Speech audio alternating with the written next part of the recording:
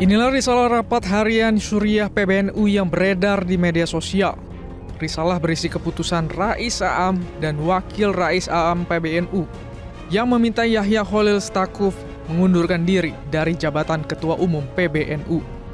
Alasannya, Yahya Khalil Stakuf selaku Ketua Umum PBNU telah mengundang jaringan Zionis internasional dalam Akademi Kepemimpinan Nahdlatul Ulama atau AKNNU sebagai narasumber kaderisasi tingkat tertinggi NU. Hal ini dinilai melanggar nilai-nilai ahli sunnah wal jamaah. Presidium Muktamar Luar Biasa NU sekaligus pengasuh pesantren Bina Insan Mulia, Kiai Haji Imam Jazuli mengkonfirmasi bahwa potongan risalah itu merupakan keputusan Syuriah PBNU.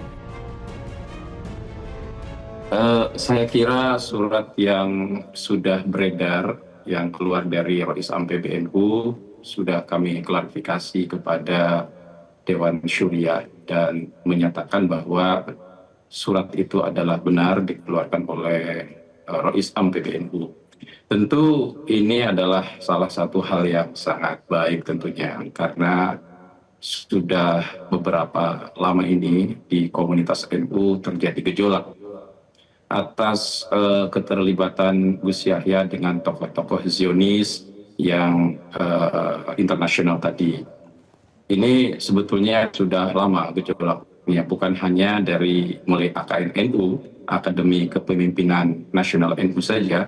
Sebelumnya juga ini menjadi isu yang hangat di komunitas kami. Banyak para ulama, banyak para kiai yang keberatan dengan langkah-langkah Gus Yahya yang dekat dengan para aktivis Zionis Israel yang diundang pada kegiatan-kegiatan NU. Nah, termasuk keinginan dari beberapa pihak agar dilakukan musyawarah luar biasa, diantaranya salah satunya ini. Selain itu juga banyak sekali hal-hal yang memang pengelolaan kelembagaan NU yang bermasalah. Sehingga ini mengakibatkan banyak tekanan dari berbagai pihak yang menginginkan agar kepemimpinan DNU segera dilakukan perubahan dengan jalan musyawarah luar biasa NU. Sebagaimana diketahui, PBNU mengundang tokoh pro-Zionis sekaligus akademisi asal Amerika Serikat Peter Berkowitz sebagai pemateri dalam AKNNU di Universitas Indonesia pada 15 Agustus 2025. Akibatnya, PBNU dikecam banyak pihak karena dinilai tidak peka terhadap genosida yang dilakukan Zionis Israel terhadap bangsa Palestina. Ketua PBNU Yahya Khalil Stakuf akhirnya meminta maaf atas apa yang disebutnya sebagai kekhilafan itu. PBNU menyatakan undangan itu terjadi semata-mata karena kurang cermat dalam proses seleksi narasumber. Menurut Kiai Haji Imam Jazuli, pelanggaran yang dilakukan Gus Yahya bukan hanya karena mengundang akademisi pro-Zionis, tapi juga karena ada masalah tata kelola keuangan yang membahayakan eksistensi NU. Belum lagi di sini terindikasi ada pelanggaran Undang-Undang Perkumpulan pasal 97 sampai 99 terkait tata kelola keuangan yang ini diberikan alasan oleh Rais Aam ini membahayakan eksistensi badan hukum perkumpulan. Saya mungkin tidak bisa menjelaskan secara rinci karena ini yang bersifat sensitif, tapi ini ada pelanggaran masalah keuangan yang membahayakan eksistensi badan hukum NU jika ini diaudit oleh lembaga negara. Tentu kami mengapresiasi apa yang dilakukan oleh Rais Aam dan saya berharap Gus Yahya untuk legowo untuk menerima keputusan dari Rais Aam. Namun demikian, intelektual NU Muhammad A.S. Hikam mengingatkan bahwa dalam menangani permasalahan, NU memiliki tradisi tabayun, sehingga masalah ini seharusnya juga bisa menggunakan jalan tersebut. Yang juga ditekankan oleh A.S. Hikam, bahwa posisi tanfiziyah NU itu bukan bawahan Syuriah. Nah, yang muncul di permukaan seperti yang dikatakan tadi adalah bahwa seolah-olah Gus Yahya ini telah melakukan pelanggaran yang sangat berat yang kemudian bisa mengakibatkan sanksi yang demikian fundamental, yaitu pengunduran diri, dan berikutnya kalau tidak diikuti maka adalah pemakzulan atau pemecatan secara tidak hormat.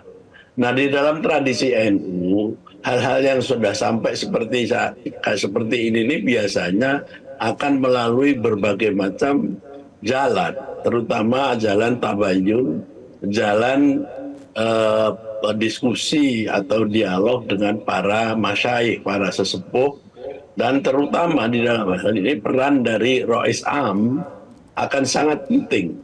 Karena Rois Am itu walaupun memang beliau itu secara kelembagaan memiliki hak ya dan wewenang untuk mengatur secara umum tata kelola di dalam organisasi, tetap saja harus melihat Tanfidiyah sebagai lembaga ini sebagai co-equal, Pak. Tidak bisa dianggap sebagai anak buah begitu. Nah, etika yang harus diikuti seperti yang saya katakan tadi, seharusnya juga membuka peluang kepada Tanfid, ya dalam hal ini Gus Yahya, untuk memberikan klarifikasi dulu sebelum ada kemudian diambil langkah-langkah yang drastis seperti itu. Nah, oleh karena itu kalau saya benar dengar dari Kiai Jazuli tadi bahwa Gus Yahya sudah berusaha ketemu sampai 4 kali, sampai kemudian tidak bisa diterima, tapi kemudian muncul keputusan-keputusan yang seperti ini, walaupun kelihatannya memang ada landasan-landasan legal formal, tetapi tampaknya akan menjadi persoalan yang tadi disinggung oleh Mbak Vera, yaitu akan menciptakan kelanjutan dan kekhawatiran ini akan menjadi masalah yang bergejolak bukan saja pada tataran PBNU, tapi bisa juga merembet kemana-mana ke bawah. Yahya Khalil Stakuf terpilih sebagai Ketua Umum PBNU pada Muktamar ke-34 Nahdlatul Ulama yang berlangsung di Lampung 24 Desember 2021. Gus Yahya mendapat 337 suara dari total 548 suara, mengalahkan saingannya Kiai Haji Said Akil Siraj yang memperoleh 210 suara. Masa jabatan Ketua PBNU adalah 5 tahun, sehingga jabatan Gus Yahya akan berakhir pada 2026. Jika melihat hal itu, maka masa jabatan Gus Yahya tinggal sebentar lagi. Sekjen PBNU Saifullah Yusuf meminta seluruh anggota PBNU untuk tetap tenang di saat gejolak atau tuntutan pengunduran diri Ketua Umum PBNU Yahya Khalil Stakuf. Sementara itu, Ketua Umum PKB Muhaimin Iskandar berharap PBNU akan menemukan hasil terbaik. Tapi saya ingin sampaikan aja ya bahwa itu adalah di jajaran Suriah. Kita tunggu aja informasi yang resmi, jangan berspekulasi. Saya minta semua pengurus NU di semua tingkatan untuk tetap tenang, menjalankan aktivitas konsolidasi seperti biasa. Sementara di PBNU serahkan kepada Suriah PBNU sebagai pemimpin tertinggi di sana. Itu aja cukup. Ya kita tunggu saja, biarkan proses internal mereka berlangsung. Moga-moga akan ada keputusan yang terbaik untuk NU. Dalam sejarahnya, PBNU memang selalu digoyang dinamika keras. Namun, NU memiliki tradisi menyelesaikannya dengan baik. Bagaimana ujung dinamika PBNU kali ini? Kita tunggu.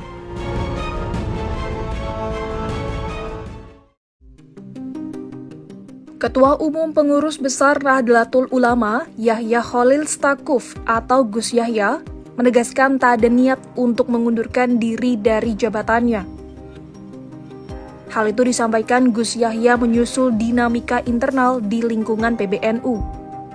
Gus Yahya turut mengklarifikasi bahwa hingga saat ini, dia tidak menerima surat resmi apapun terkait isu-isu internal yang beredar, termasuk dokumen risalah rapat harian Syuriah yang memintanya mundur dari kursi Ketua Umum PBNU.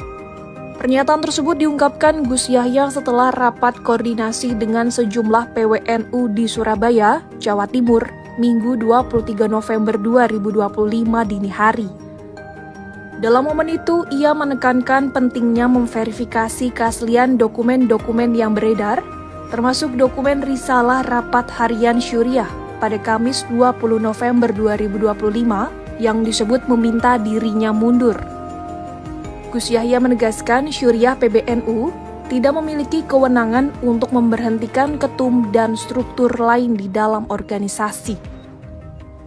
Meski demikian, ketum PBNU itu menyampaikan komitmennya untuk mencari solusi terbaik demi kemaslahatan organisasi.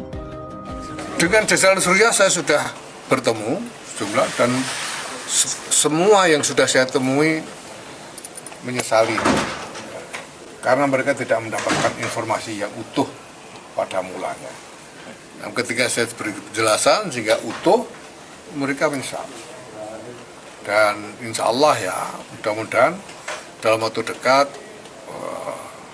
bisa diwujudkan pertemuan para kiai-kiai termasuk para kiai sepuh. Sebelumnya, risalah rapat harian Syuriah PBNU yang ditandatangani oleh Ketua Dewan Syuro PBNU, Kiai Haji Muftahul Akhyar, pada 20 November 2025 meminta Gus Yahya mundur dari jabatan Ketum PBNU. Poin penting dari risalah itu yakni meminta Gus Yahya mengundurkan diri paling lama 3 hari sejak risalah tersebut ditandatangani. Jika dalam 3 hari Gus Yahya belum mengundurkan diri, rapat harian Syuriah PBNU memutuskan akan memberhentikan Gus Yahya dari jabatannya.